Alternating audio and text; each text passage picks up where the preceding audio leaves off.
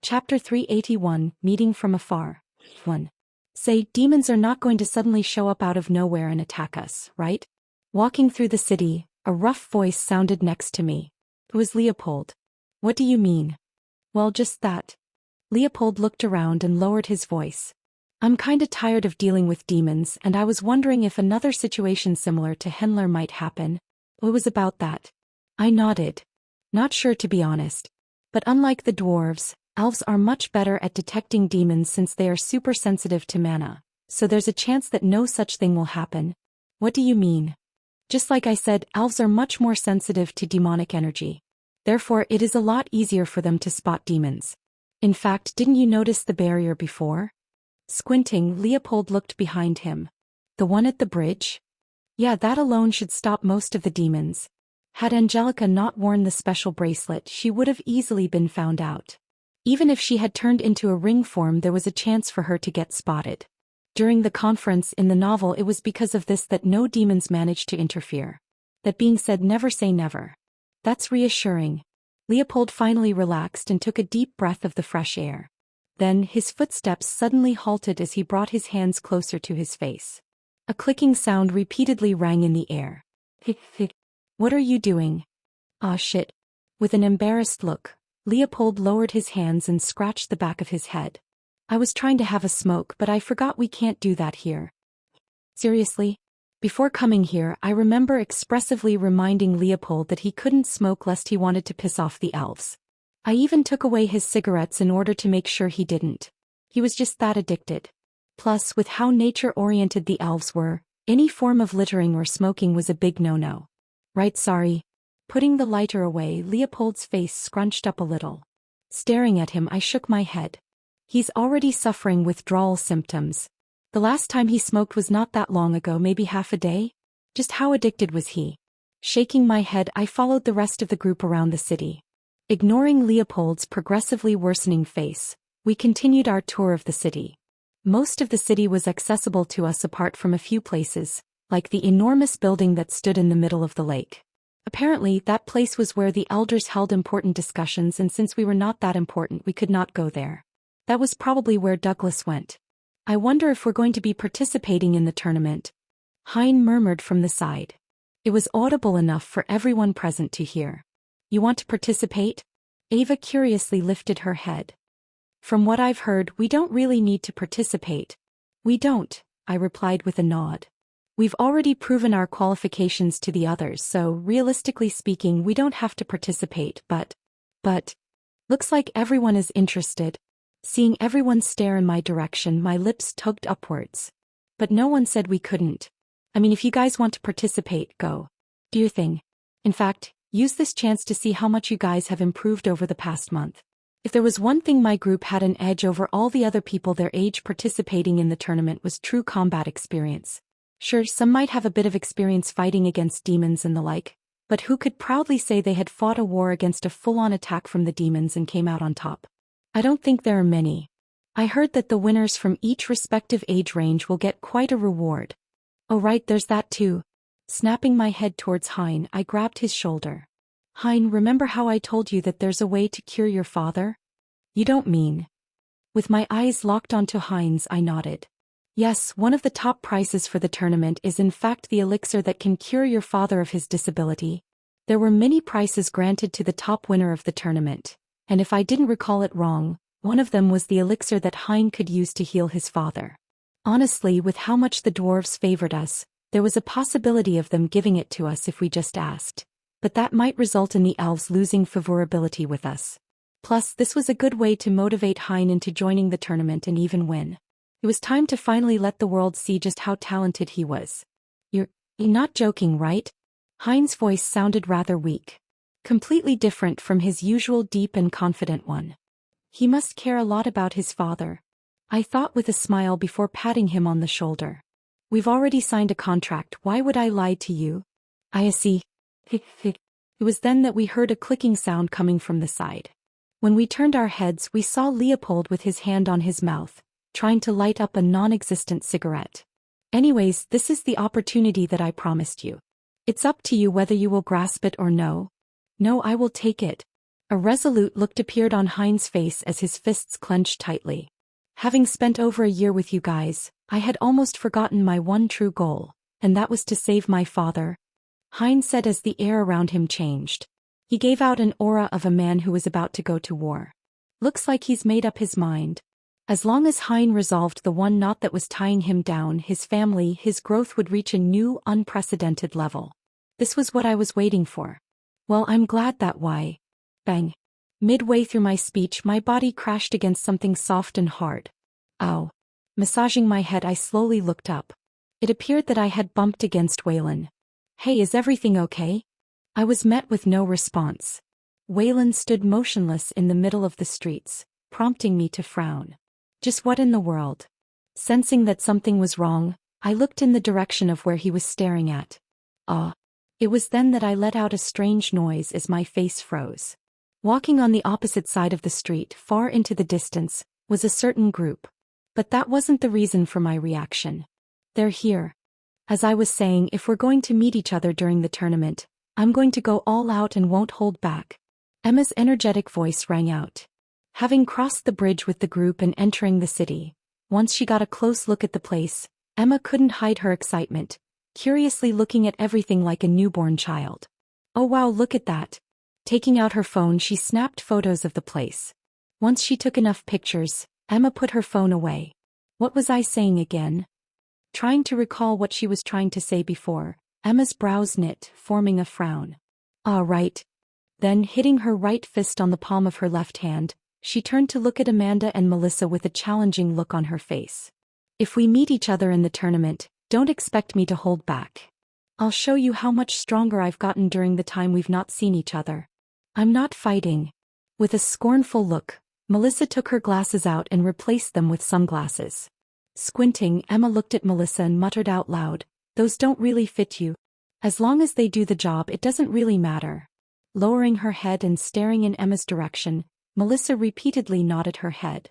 Yup, I can no longer see you." It took a while for Emma to get her comment. Once she did, she shot a glare in Melissa's direction. "It's obvious that you can still see. Who's talking? Is someone there? You. Please stop."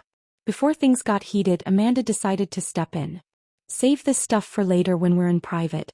Fortunately, Amanda now had plenty of experience in handling these sorts of situations. With her having an active role in her guild, she was well versed in handling disputes amongst guild members. She was also quite familiar with the two of them, so it wasn't that hard for her to calm Emma down. "We're soon going to meet up with the others and..." "Who are they?" Amanda's footsteps came to a sudden halt. Emma's voice attracted her attention. Turning her head, her eyes paused on a certain group in the distance who was, at the moment, looking at them as well. "Are they looking at us?" Emma turned her head left and right before her eyes paused on Amanda, who nodded in affirmation. "They are." Although they were quite far from each other, Amanda was able to get a good look at the people in the other group, and she could tell that the two of them were staring in their direction. The two staring were people she had never seen before. One was a middle-aged man with dark gray hair and a goatee, while the other was a young man with light brown hair and green eyes. Why does he feel familiar? Amanda thought, her eyes squinting. That young man. He felt familiar. But how? His demeanor reminded her of someone, but at the same time, it wasn't exactly the same. There were differences. Still, that nagging feeling continued to grow in Amanda's heart as she stared in their direction. Creep. That was, however, disturbed by Emma's comments as she stared at the middle-aged man in the distance with a scornful look. Turning her head, Amanda saw Emma visibly shiver as she took a step back. "Ugh, I thought I was used to the stares, but when an old man stares at me like that, it's still creepy."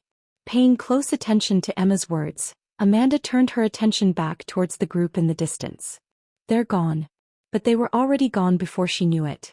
"I'm glad they are," Emma replied by the side, still visibly shaken by the experience.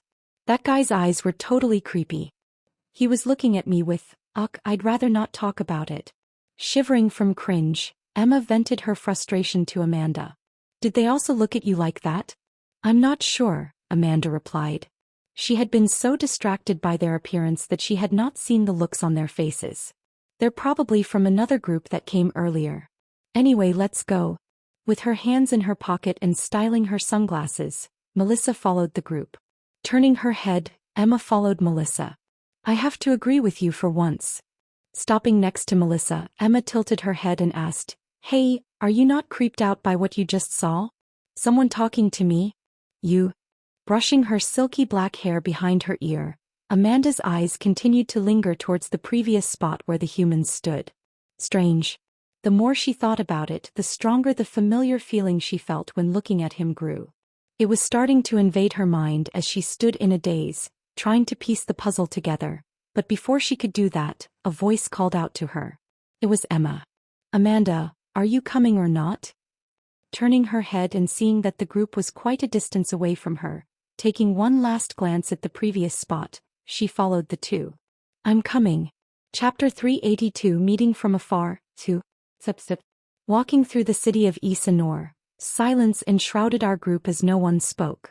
A somber and tense atmosphere enveloped the area around us. Piff. The silence did not last for long, however, as a small laugh soon escaped from my mouth. The instant my laugh sounded, Waylon shot a glare in my direction. You done? Why, yeah. But that didn't help me in any way as my lips trembled even more. A memory suddenly flashed inside of my mind, and it wasn't long before I was unable to contain my laughter anymore, and I laughed out loud. Ha ha. Holding onto my belly, I laughed as I had never before. Tears slowly started to gather by the side of my eyes, as I couldn't help but slap my thigh. I can't believe she called you a creep and looked at you that way, I can't. The more I laughed, the darker Waylon's face became. I of course knew my limits. Just when Waylon's face was about to explode, I raised my hands in defeat. Alright, I'll stop. Unfortunately, I was unable to keep my face straight. Before long, another laugh escaped from my mouth and Waylon's face became even darker. What was supposed to be an emotional cliché moment where Waylon would stare at his daughter with longing eyes from the distance, expressing his sorrow about his inability of not being able to meet her, turned into a moment where he was scorned and called a creep by her. Recalling that moment, another laugh escaped from my lips as pity flashed across my eyes.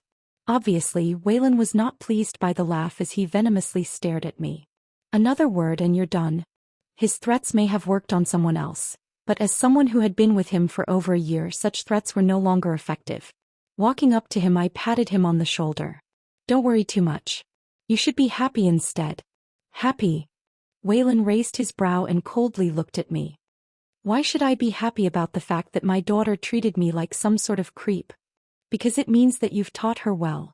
What? Taking my hand off of his shoulder, I explained. Well, think about it, why in the world would she recognize you when you're wearing a mask to hide your features? Had she looked back at you with the same eyes as yours, I'd be worried.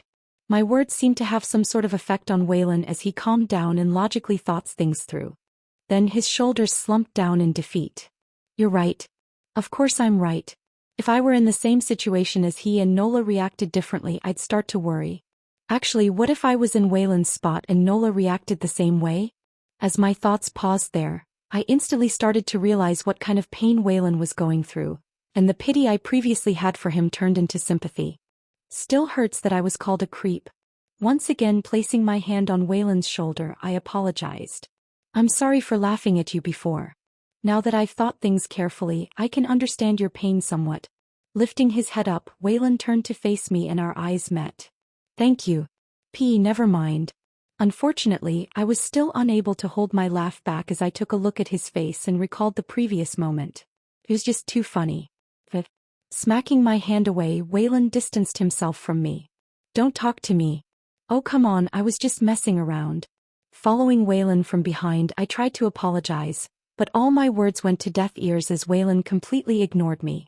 This is nice. I thought with a smile as I followed him from behind. This was the first time in a while that I had a relaxed day without fighting or training. Just these casual jokes helped me alleviate some of the mental burdens I was suffering from. Even though I was no longer contracted with Angelica, and as such no longer had any demonic energy inside of my body, my mind was still broken. It was slowly healing, but the scars and traumas that I had gone through couldn't just be overwritten that easily. If that was possible, I wouldn't need to worry about the frequent nightmares and thoughts that would haunt me from time to time. It was moments like this where I could feel my mind slowly start to heal. Or at least delude myself into thinking that I was suffering. Hugh. Exhaling deeply, I tried to calm my mind down and thought back to the previous meeting, trying to distract my mind away from the dark thoughts. I'm also glad that they're doing fine. Soon, a serene smile appeared on my face. Although I wasn't able to see them for long and was not able to get a clear look at them, just the fact that they looked to be doing fine lifted something off of my chest. Especially Amanda. At first I thought that she was going to turn even colder than before, with everything that happened with her father and her guild, but seeing how serene and calm she looked, I felt relief. Do they even still remember me? I had only known them for a year and we hadn't spent much time together, but that 1 year was unreplaceable to me. To them, I might just be another extra that had died along with the many others that died during their life, but to me they were the first friends I had made in a very long time. Even if they may have forgotten about me, I was really happy that they were doing fine. Ugh. Rubbing my eyes, I tried to think of something else. I wonder where Kevin is? Since they were here, he must also be in the city, right? I already knew that the humans would be coming in batches, therefore, I wasn't worried that he wasn't coming. I'll see him soon. There were plenty of opportunities for me to meet with Kevin and the others. I may have missed this one, but there would always be a second. Snapping out of my thoughts, lifting my head and staring at the others that had walked quite a fair distance away from me, I called out for them. Hey, wait up. Don't leave me behind. Lightly pressing my foot onto the ground, I followed them from behind. You guys have finally made it. Greeting Emma, Melissa and Amanda in front of a large white building were Kevin and Jean, who had just come out from their training session. Leaning against one of the pillars of the building, Emma closely scrutinized Kevin. She then turned to face Jean. Did you guys just come out of training? You can tell. What do you think? You're soaked from top to bottom. Lowering his head, Kevin looked at his shirt, which had a huge sweat mark, and scratched his head. Guess you're right. Was supposed to be a light spar, didn't know we would get this sweaty. The smell is the worst part. Melissa added from the side, taking off her sunglasses and staring at Kevin and Jean with a not-so-pleased look. Listening to Melissa's words, stretching his white shirt, Jean sniffed it. The same went for Kevin, who mimicked Jin's movements. I'm not even going to say anything. Staring at the duo, Melissa shook her head before she decided to head for her room. Don't disturb me for the next couple of days. I've got important things to do. Then, without waiting for anyone to say anything else, she directly left. Once Melissa left, Emma took the opportunity to switch the topic. Kevin, you won't believe what happened while we were coming here. Oh. What happened? An intrigued look appeared on Kevin's face. On our way here we met another group of humans. You met another group? Kevin's brows knit at her words. Nodding her head, Emma continued. Yeah, I didn't count how many there were, but hear this. Once we were passing with their group, a middle-aged man in the group suddenly leered in my direction. Hugging her body, Emma's face cringed. Ugh, just recalling the way he looked at me sends shivers down my spine. Emma. Kevin's serious voice snapped Emma out of her story. Staring at Kevin's face, which was incredibly serious, Emma noticed that something was wrong. What's wrong? Did you just say that you saw another group of humans? Yes, I did. Emma nodded. Then her head snapped in Amanda's direction. You saw it too, right? They were humans for sure. They were. Amanda softly replied. Her delicate face was also solemn. Seeing the changes in Kevin's face, she knew that something was up at the moment. Her previous feelings couldn't have been wrong. Bah. Thump, beep, thump. Her heart started to beat faster as she thought of a possibility. It couldn't be him, right? For Kevin to react like that, there must be something, right? His demeanor and the way he carried himself. There was only one person that Amanda thought acted like that. Emma, that middle-aged man was probably your father. But pouring cold water into Amanda's thoughts was Kevin's voice as he revealed a shocking piece of news. A weird noise came out of Emma's mouth as her face paled and she took a step back. Halting her steps, Emma's face suddenly brightened up as she patted Kevin on the shoulder. Ah ha ha, I see what you did there, you must be joking. Nice joke. Her strained laugh rang in the air. Ha, I didn't take you for a joker, Kevin. Her facade quickly crumbled as soon as she saw how serious Kevin's face was. Haha, you're joking, right? Her voice sounded even more strained. Kevin shook his head. I'm not joking. Apart from you guys, all the humans that have arrived should be in this building. They won't let anyone wander around until everyone has gathered. Kevin paused. Didn't I tell you how your father was safe and on a secret mission? Emmachim. Emma weakly nodded her head, trying her best to process the information that Kevin was telling her. From what I know, he was on a secret mission in the Dwarven domain, and from the rumors I've heard, there's a human group over here that came from the Dwarven domain. Oh. Weakly leaning onto the side of the pillar, Emma's mouth trembled. She wasn't stupid. She instantly understood what Kevin was trying to say, and it was because of this that all of a sudden, all of the energy drained out of her body. It can't be, is he really? Tears started to gather by the side of her eyes. Visible relief and disbelief dyed her face as she tried to process what Kevin was telling her. It wasn't long before her knees gave out and she stumbled onto the ground. Huff, Dad. Walking up to her, Kevin kneeled down and patted her back. It's okay. He's finally here. He's not dead. Hearing Kevin's words as if a dam had burst, Emma let go of all of her pent-up stress and tears started to stream down the side of her cheeks. I'm glad, I'm so glad. Staring at Emma from the side, Amanda turned her head slightly and secretly wiped the corner of her eyes. Closing her eyes, she bit the bottom of her lips. Where are you, Father? It had been over 3 years since she had last seen him. With the orb in her hand, she knew that he was fine, but the worry hidden within her was still there. With no idea where he was and how he was doing, Amanda was only pretending to be strong on the outside. Inside, she was just as fragile as she was when he first left her. Emma's current situation reminded her that her father was still out there, somewhere fighting for his way back. That being said, she was genuinely happy for Emma. Going through the same hardship she was going through, she could familiarize herself with her circumstances. She could feel the relief in her voice. Breathing out, Amanda looked up at the sky. I miss you, Father. Chapter 383, you remember me? Elven tear. Some might call it a miracle drug. The item was something that the elves were highly famous for. It could practically heal all diseases regardless of their seriousness.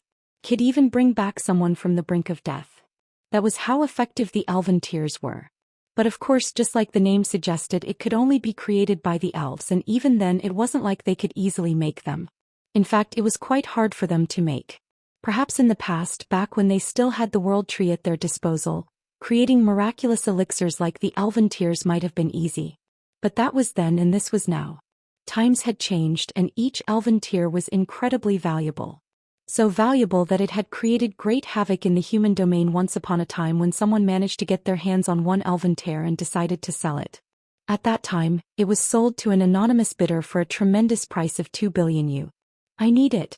Sitting on his bed, Hein leaned forward and rested both of his arms on his legs. I need to get that elixir at all cost. A determined look flashed across his handsome face as his fists clenched tightly. Remembering the troubles his father had gone through while he was injured while trying to provide for both him and his siblings, an inexplicable feeling arose within Hein, prompting him to clench his fists even more tightly. According to what Rin said, the top 10 winners will have the possibility of requesting any reward. The prize didn't necessarily have to be the elven tears. There were many other items that were more valuable than the tears up for grabs for the winners, but for Hein the tears were priceless. He couldn't care less for the other prizes. Can I do it? Worry flashed across his eyes as he thought about the upcoming tournament. He knew his limits and he knew that he wasn't strong enough to be first. If Rin participated, he may as well kiss the chances of getting first place goodbye. But 10th? I have to do it. After all the training that he had done in Henler, Hein had confidence in his abilities. He no longer thought that the others were as scary as he once thought. Blinking a couple of times, Hein suddenly turned his head towards the right side of the room. Oh no. Standing up from his bed, he rushed towards a particular wooden desk where a shield rested on top. A small black smudge appeared by the side of the shield. How did you get dirty again? Taking out a handkerchief from his dimensional space, Hein wiped the small smudge that was on top of his shield. This clean freak attitude was something that he had developed back in Henler when he was scolded by Malval for not being careful enough with his shield. If I ever see a smudge on that shield, I will not give you a shield. Treat it as if it's your most prized possession. It's fine if it breaks from fighting a lot, but if you show me just how much you don't care about your shield, why should you bother asking to have one made for you? Those words deeply resonated with Hein, who understood the intent behind Malval's words. As such, from that point on, Hein literally did as Malval said and treated his shield as though it was his baby. And just like now, whenever the shield got dirty, Hein would immediately stop whatever he was doing and clean the shield. His behavior annoyed Ava quite a bit as she would look at him the same way Angelica would look at Ren. But Hein just couldn't help himself. There's another one over here. Leaning his head to the side, Hein wiped another part of the shield. Are you okay? No, I'm not. I called my own dad a creep. Realization dawned on Emma after Kevin revealed to her the possibility of her father being present. You never know. That could also not be your father. What do you mean? Emma's head snapped upwards, prompting Kevin to raise both hands to try to calm her down. Calm down, all I'm saying is that they may have not been the group where your father came from. But I wasn't lying when I said that there were a couple of humans from the Dwarven domain. Okay. Lowering her head, Emma thought of something before mumbling softly. I don't understand. Staring at Emma from the opposite side, Kevin didn't say anything. He could tell what she was trying to say. If that was her father, why didn't he greet her and instead just look at her from afar? Kevin already had an idea as to why, but it wasn't like he could share it with her. It'd just increase her worries. Lifting his head and staring at the tranquil blue sky, Kevin's eyes closed. Since they're here, he should also be here. Emma did say that her father was in a group. And if he was part of the group, he must be aware of the fact that everyone was here. Since he had not revealed himself yet, it meant that he was planning something. As such, after thinking for a bit, Kevin decided to let him be for now. Of course, only for now. If the opportunity presented itself, he was definitely going to give Ren quite the beating. I wonder just how much stronger you've become ever since the last time we saw each other. Thinking along those lines, Kevin's lips curled upward. What are you thinking about? Snapping him out of his thoughts was Emma, who had recovered somewhat from the news of her father's appearance. Opening his eyes, Kevin shook his head. Nothing to worry about. With a smile on his face, he extended his hand in Emma's direction. Now what do you say we go tour the place? Lowering his head and checking his watch, Kevin continued. We've got a couple of hours before the sun sets. Sounds like a good idea. Extending her hand and grabbing Kevin's, Emma slowly sat up straight. It took a while to calm Waylon down, but once we managed to get back to our residences, his previous rage had pretty much calmed down. Sitting on an oversized wooden chair in a beautiful green garden that overlooked the entirety of the city from above, I took a deep breath of the fresh air. This is nice. Compared to Henler, where the air was stuffy, the air here was incredibly fresh. It helped me relax a lot. Say, you saw a couple of your friends. Why didn't you go greet them? Seated next to me was Waylon, who also gazed into the distance with a serene look. Unlike me, you didn't need to hold back from seeing them. Turning his head, Waylon crossed his legs. Why are you holding yourself back from seeing them? I'm not. Placing a hand over my face and removing the mask off of it, I locked my gaze into the distance. It's not that I don't want to meet them, it's that I couldn't at that moment. Couldn't. I really did want to go meet them. I really did. There was just one problem. Ern. He was in the group. When I saw him, I was surprisingly calm. I had originally expected to see myself going crazy at the sight of him, but, surprisingly, I was able to remain cool-headed. However, I was not sure if the same could be said for the next time I would see him. Of course, if there was one thing I was sure about, it was the fact that the anger inside of my heart had still not disappeared. I was calmer, but at the same time the feelings of revenge had never died down. Had I shown myself back then, Aaron would have most likely been shocked, and he would either prepare some sort of scheme to try to kill me again or become wary of me who had come back from the dead. If that happened, doing anything to him would become that much harder. I couldn't allow that to happen. I'm not sure about the details, but I don't think it's fair for you to keep your friends in the dark. Waylon had a sagely look on the side. His look closely resembled Douglas's. Was he so lonely without Emma that he started to become more like Douglas? Placing both of my hands on the armrest of the chair, I propped my body up. Don't worry about it, I'm planning on meeting them in a couple of days. I just have to take care of one thing before I can meet them. That problem was, of course, Aaron. He needed to die. For my sake, he needed to die. Where are you going right now? I'm gonna go back to my room to get some proper rest. Planning on doing anything else one of these days? Like stalk the others? Looks like I hit the nail on the head. The moment I said those words, a difficult look appeared on Waylon's face before he turned his head to the side and pretended to have not said anything. Yeah, I'm good. Shaking my head, I headed back to my room. There were a couple of things I needed to get done in these few days before the ceremony would begin. Isanor, unknown location. Zip zip. The sound of light footsteps echoed throughout a small room. Deep and robust roots embedded themselves by the side of the room, and an elegant figure slowly walked in. With long and pure silver hair that cascaded down her smooth back, the elegant figure had pointed ears and an otherworldly face. Her looks were similar to that of a goddess. She was the current elven queen of the elves on earth, Malin Ziltris. Not much was known about her except for the fact that she was quite young and had a pure elven bloodline, making her a terrifying existence. The queen's feet soon came to a sudden halt. Opposite her was a small wooden capsule about the size of a car. Enshrouded by small roots and leaves, a tiny opening appeared inside of the capsule. Placing her small delicate hand over the capsule, the queen leaned her forward slightly. Peeking through the small gap of the capsule, a beautiful face appeared in the elven queen's vision. Its beauty did not lose to the queen. But there was something different between her and the queen. She didn't have silver or blonde hair, a distinctive features elves had. Rather, she had silky black hair that extended all the way down her back. In fact, her ears were not pointy either but rather curved. Just like a human. As the queen leaned forward, her silver hair slowly fell in front of her. Raising her hand, she brushed her hair behind her ear. A subtle silence followed after as the queen stared at the woman behind the capsule for a good minute. "They have arrived."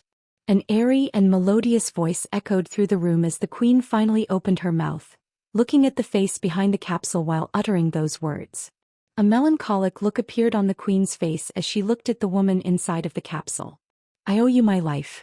Without you, I would have never have made it as far as I have now." Following her words, silence once again descended on the room. There was a visible struggle on the queen's face as she looked at the sleeping woman. It was clear that whoever the woman behind the capsule was, she held a great important place in her heart. Closing her eyes, the queen let out a long breath. "I will definitely fulfill your request." Chapter 384. You remember me? 4 days later. Ugh, not this again. My face darkened as I looked at myself in the mirror. Wearing the same suit as when I met the other elders in Henler, I once again struggled to tie my tie. There were improvements, however. Staring at my reflection in the mirror, turning around and touching my tie multiple times, I nodded in satisfaction. It's not too bad. Compared to last time when I struggled quite hard to tie it, there were massive improvements. Remembering how Douglas had tied my tie, I was somewhat able to mimic his movements. Thanks to that, I was able to somewhat do a good job. Was well satisfied with it. Of course, it wasn't perfect, but it was better than nothing. Staring at myself in the mirror and fixing my hair, which was still quite long, my hand paused slightly. They should also be there. Kevin and the others. I was finally going to see them properly. This time not from afar. Hugh. Thinking about them, I let out a long breath. I guess it's time. After thinking things through, I decided to finally reveal myself to the others. There was no point in hiding myself from the others. Sure, the high-ranking members of the Union were there, but it wasn't like they could instantly tell that I was 876. With the chip disabled, it would be quite difficult for them to figure out who I was. This was why I decided to stop pretending. Of course, I was only planning on revealing myself to them. Not the Union. Despite the fact that the chip was now disabled and there being no concrete evidence linking me to 876, there were still many loopholes in such thought. For example, the last sighting of 876 was in the Dwarven domain. I came out of the Dwarven domain. 876 is a human, I am a human. There were just too many links for my comfort. It's too risky to expose myself completely. The more I thought about it, the more I realized just how much of a risk my exposure was, but I'll still meet them. My mind was made and I wasn't going to change it even if the risks were there. I just needed to be more careful. Fixing my clothes and reaching out for my mask by the side of the table, I pressed it against my face and my face soon morphed into that of someone else. But before that, I need to take care of something else. There was something very important that I needed to take care of before meeting with the others again. Hurry up, we're going to be late. Emma's voice rang from below the residence as she looked up towards a certain window. Thigh clank. Opening the window of the room, Kevin leaned out of it and shouted. "Give me a minute. I'm coming." Wah. Clank. Kevin closed the window before she could even speak. This obviously did not sit well for her as she crossed her arms together and pouted in dissatisfaction. How is he slower than me? It's not like he's putting on any makeup. Maybe it's his hair? What hair? It shouldn't take this long to do his hair. Emma snappily replied to Amanda, who was standing beside her. She was currently wearing a beautiful black dress that sparkled under the veil of the moonlight, perfectly outlining her curves. Most notable about her was her hair, which was being held by a small pin, exposing her slender neck. Squinting her eyes, Emma leaned forward to take a closer look at Amanda. Now that I take a closer look, it's the first time that I've seen you with your hair tied. It suits you. Thank you. Amanda replied with a smile. I'm serious, you look really beautiful. Emma circled Amanda multiple times before placing her hand on her chin and muttering. Maybe I should try it as well. Glee clank. It was then that the both of them heard the sound of a door closing. What followed after was Kevin's apologetic voice. Sorry for the wait. I was having trouble putting on the suit. Took you long enough. Melissa commented from the side. Wearing a pale yellow one-piece dress, Melissa leaned by the side of the residence. It was rare for Melissa to not wear any glasses, and today for the first time in a while she decided to wear contacts, exposing her beautiful crystal-clear eyes that sucked one in if they stared at them for too long. At the moment she looked pretty annoyed as her brows were slightly knit a frown. But at the same time she always looked annoyed. This was probably why no one paid much attention to her words. Walking down the stairs and arriving before the others, Kevin looked around before saying, "Looks like everyone is here, shall we get going?" Checking the time on her watch, Emma replied with a nod. "We should, or we'll end up being late." "Okay." And so, once Emma's words faded, everyone headed towards where the ceremony was being held. But just as they had taken a few steps, Kevin suddenly recalled something and his footsteps came to a sudden halt. "Wait, what about Jean?" Following his words, everyone stopped walking and an awkward silence enveloped the group. It was only after a couple of seconds that Emma finally opened her mouth. I kind of forgot he was coming, or rather, forgot about his existence." The location where the ceremony was being held was in the enormous white building in the middle of the lake. Apparently that was the only place that could host the event. The sheer number of attendees was far too many for a simple building to contain. It was supposed to be the place where only the high-ranking Elven members stayed, but they made a special exception this time, just for the ceremony. All done. Yeah. Fixing my suit, I met up with Douglas in front of my residence. Besides him were the others who also were dressed in formal clothes. Even Ryan was there. He looked quite uncomfortable with the suit, but whenever he tried to complain, Small Snake would elbow him from the side. "Your clothes are all wrinkly. It's fine, it's fine. Stop pestering me." Quite a comical sight if I had to say. The only one that was missing was Angelica. This was mostly her choice, but it was also the most appropriate one as she was a demon. She may have helped the dwarves back in Henler, but that didn't mean that the orcs and elves still fully trusted her. Perhaps some could trust her, but many were still against the idea of keeping a demon close to them. It also had to be noted that this was for her safety too. Since Angelica had helped the dwarves, she was considered a traitor to the demons. We managed to hide this back in Henler, but the same couldn't be said in the Elven domain. Exposing her too much would only be detrimental to her safety. "Is there anyone missing?" Douglas asked, looking around. Wearing a different suit compared to the one that he wore back in the Dwarven domain, Douglas still looked as imposing as before. In fact, he looked even more imposing than last time. Shaking my head, I replied, "No, I think everyone is here. Did you forget anything?" Patting my suit, I shook my head. "No, I have everything with me." "Okay, then we may leave now." Turning around, Douglas headed towards the lake in the faraway distance. Matching his pace, I walked beside him. "Have you met with the others yet?" "You mean with Donna and Monica?" It had been a while since I had last seen him. Since the time we split up when we first arrived.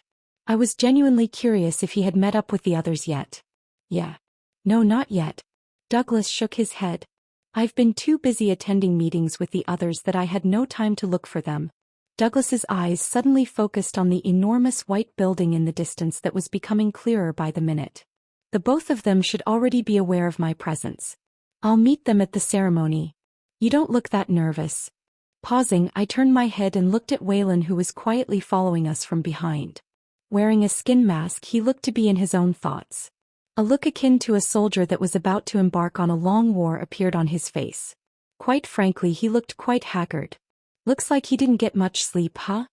I muttered in thought before turning my attention back to Douglas and pointing at Wayland behind me. At least not compared to him. Haha. Douglas let out a small chuckle. The difference between the two of us is that I'm not worried about Donna and Monica making any attempts on my life. Emma won't go that far. Or at last she won't be able to, right? His looks say otherwise. Maybe you're right, but he deserves it. Our conversation continued for the rest of the way, and it wasn't long before we arrived at the edge of the lake of S69. Wow. I muttered underneath my breath as I looked at the lake in the distance. It was currently nighttime in S69, and the moonlight gently shone above the surface of the crystalline lake. As the water rippled, faint sparkles of light appeared on the surface of the lake, mimicking the stars in the sky. It was a breathtaking sight. Staring at the opposite side of the lake where the building was, my brows knit. How do we cross the lake? There are boats over there. Replying to my question, Douglas pointed toward the right where multiple wooden boats appeared. It was only after Douglas had pointed them out for me that I realized they were boats. The reason why I was unable to see them was because they were quite far in the distance. Turning his wrist, Douglas checked the time. Then, without further ado, he headed for the boats in the distance. Naturally, we all followed him from behind. At the same time, not far from where Ren was. Standing at the edge of the boat, Emma gazed into the distance. Turning her head towards the end of the boat where an elf calmly stood, she turned to look towards the others. Doesn't this remind you of Nuova Roma? Nuova Roma? A look of contemplation appeared on Kevin's face. Are you talking about the Italian city? Yeah. Oh. What about it? Emma pointed at the boat. When I was looking for a place to tour, I remembered checking a couple of cities, and Nuova Roma had something similar to this.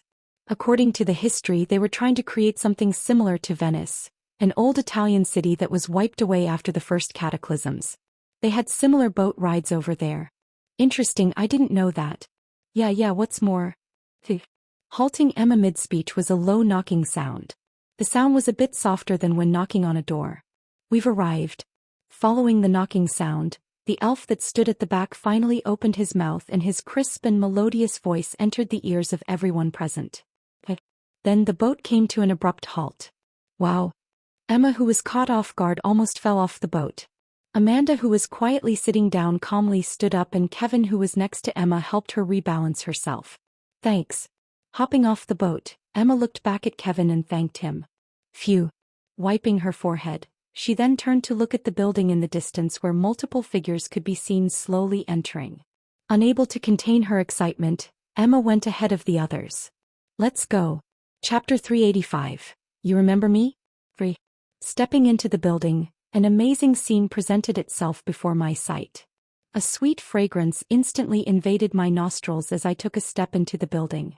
The hall was bathed in the hues of nature, a story told in strong browns and forest greens, making one feel close to nature itself. It was the kind of space that let the calm rise and breathe. Walking around the venue, orcs, elves, dwarves, and humans appeared everywhere. There were even quite a few familiar faces that I had not seen in a while. Han Yufei, for example. I had not seen him ever since leaving the lock, and judging from the aura that he gave off, he had gone through quite the improvement over the years. Douglas. It wasn't even long before we walked into the building that a high-pitched voice sounded in the air. Following which, like a bullet, something shot in Douglas's direction. Calm down, Monica. But before the thing could even get close to Douglas, raising his hand, the thing came to an abrupt halt, revealing the features of a beautiful girl with orange-colored hair. It was Monica. Staring at Douglas with her big eyes, she raised her hands and tried to hug him. But as if there was an invisible in front of her, she was blocked. Stopped her a few meters away from Douglas. Oh, come on, we haven't seen each other for so long. Monica complained as she calmed down. Putting her hands on her lips, she pouted in annoyance. Her reaction prompted a smile to appear on Douglas's face. He then looked around the hall. There is a time and place for that kind of stuff, Monica. Now, as you can see, is not the right time. Humph. Monica snorted and turned her head. You're still the same as back when I used to teach you. Douglas merely smiled at her antics. He knew just how she was. Recalling something, he suddenly asked. By the way, I don't see Donna anywhere. Donna? Turning around, Monica squinted her eyes. She was just here with me. I can't see her anywhere. Looking around for Donna, Monica eventually shrugged her shoulders. She's probably with Amber, can't seem to see her. A look of understanding appeared on Douglas's face. That's right, I remember. You, Donna, and Amber were inseparable back in the academy days. It's nice that you guys are still so close. Well, we see each other a lot less because of him? Abruptly halting her words, Monica's head snapped in my direction and our eyes met. Blinking a couple of times and cocking her head towards her right and left, her eyes suddenly opened wide. Raising her hand, she pointed it in my direction. Yo. I think. But before she could say anything, putting his finger on his mouth, Douglas shook his head, indicating to her to not say anything. Blinking a couple of times, Monica raised and lowered her hand multiple times before she let out a long breath and calmed herself down.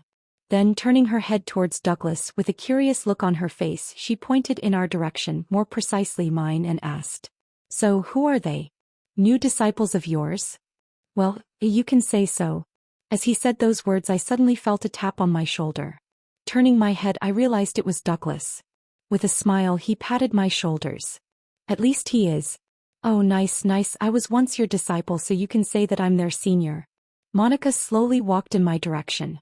Stopping right in front of me and realizing that she was as tall as my shoulders, she looked up slightly. A smile appeared on her face.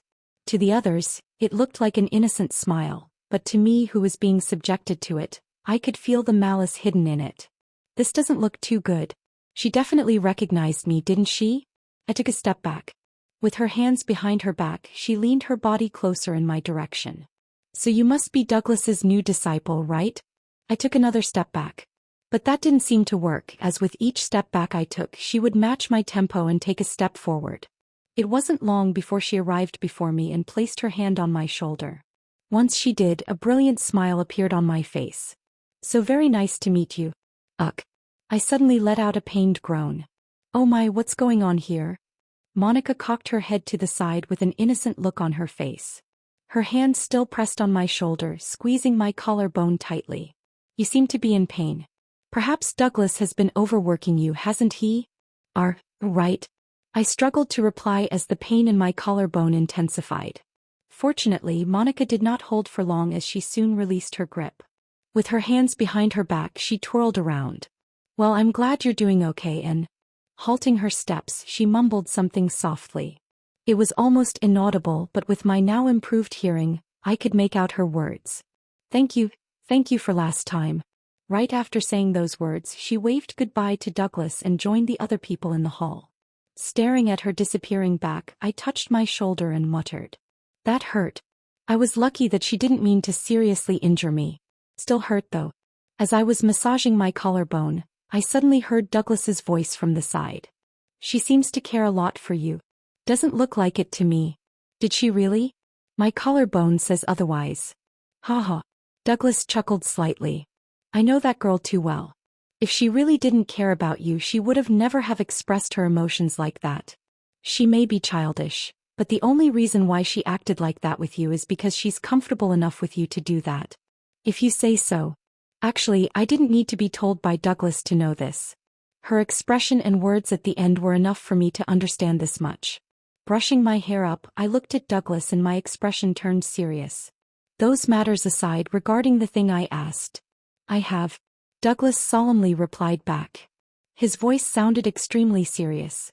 Closing his eyes for a brief moment, he turned to look at me. "Rin, although I've done what you've asked of me, I want to ask you to not cross the line. If you cross the line, the consequences would be dire for you even if I try to help you."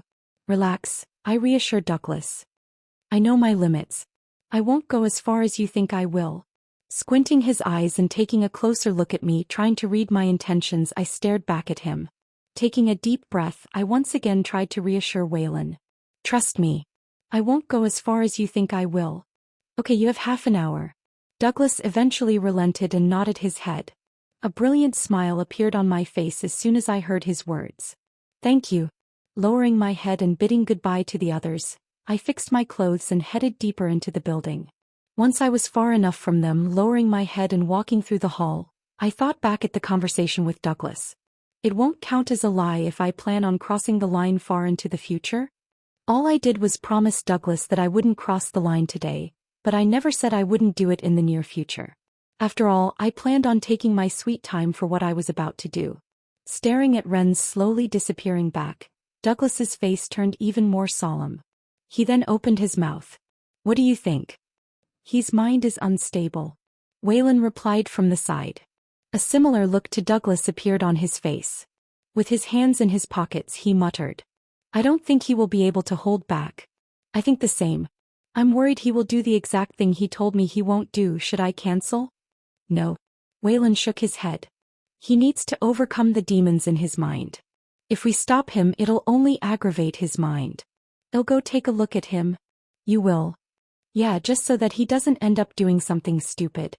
"That would be ideal," Douglas replied, his face finally relaxing. "With you watching him, I won't need to worry about him doing anything out of order." Douglas suddenly stopped speaking. Squinting his eyes and staring into the distance, a surprised look appeared on his face. "Maybe you won't have to interfere after all." In another part of the hall, taking a sip of a drink that was inside of an elegant glass cup, Kevin smacked his lips together. "This tastes pretty good." The liquid inside of the cup was pale yellow in color. It had a honey-like scent that sweetly diffused in the air. Staring at the drink in his hands, Kevin turned to his right where Emma was. Behind her were the others who were looking at her with a mix of confusion on their faces. "You're still looking for him?" "Yeah," Emma bluntly replied, her eyes darting all over the hall. It was clear that she was looking for someone. "I should help her." Kevin took another sip of the drink. He understood just how much Emma was missing her father, and he had the right skill to help her. The inspection. A skill that enables user to inspect an object or individual. It was a skill he purchased from the system shop, back in his 3rd year of the lock. Right before he was going on a field trip to the Clayton Ridge. It was a pretty powerful skill. One that enabled Kevin to see the names of everyone present. He could also see their stats, but that required a tremendous amount of mana. The stronger they were, the more mana he needed. Turning to face Emma, Kevin asked, "What's the name of your father again?" "Was it Oliver?" "Yeah, why?" "Just curious." Taking note of her father's name, Kevin activated his skill. Inspection. He muttered in his mind as small name screens suddenly started to appear on the top of each individual present. There were quite a lot of people, and so it was quite difficult for Kevin to go through the names of each person present. Fortunately, since he was looking for humans, he was able to narrow down a lot of his search. Oliver Rochefield. Oh, MH? Kevin suddenly paused. Blinking a couple of times, his pupils suddenly shrank as his eyes locked onto a certain individual in the distance. Quietly passing through the hall, the individual had brown hair and green eyes. He looked quite ordinary, someone that you wouldn't remember after seeing once. This was someone that Kevin had never seen before, but leaned over. Staring at the top of the individuals and seeing the name, Kevin's heart quickened. Excuse me." Forgetting everything, Kevin headed in the direction of where he saw Ren. His speed increased with each step he took. "Kevin." Emma called out from behind as she noticed Kevin's odd behavior. She wasn't the only one that noticed this, as Jean, Amanda, and Melissa all frowned. Excuse me. Ignoring the others, Kevin continued to rush in the direction of where Ren was going. His eyes locked onto his back. He was here. Pushing through the crowd, Kevin suddenly bumped against something hard. Sorry. Lifting his head and seeing that the individual was an orc who shot a glare in his direction, Kevin quickly apologized. Stepping to the side, Kevin's footsteps came to a sudden halt. Where is he? Frantically looking around, Kevin looked for the brown-haired individual from before, but no matter how much he looked, he couldn't find him. Where did he go?